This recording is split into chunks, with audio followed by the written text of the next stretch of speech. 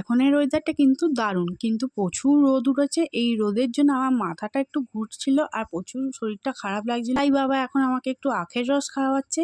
আমরা এখন আছি নায়েক কালী মন্দিরের সামনেই। আখের রসটা খেয়ে একটু শরীরটা ভালো লাগলো আর ওরাও একটু আখের রস খেয়ে নিল। ঘুরতে এসে কিন্তু আখের রস খেতে আমার কিন্তু দারুণ লাগে।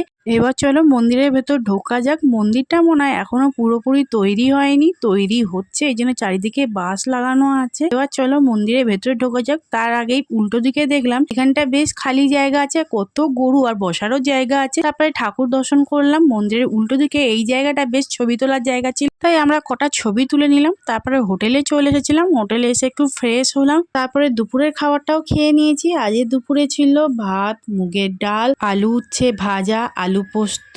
আজকে দুপুরে নিরামিষই খেলাম। আর বাবা গেছে মিটিং এ, তার জন্য আমরা তিনজনেই এখন ঘুরতে যাব। তার জন্য তাড়াতাড়ি করে খেয়ে দিয়ে রেডি হয়ে আবার বেরিয়ে পড়লাম।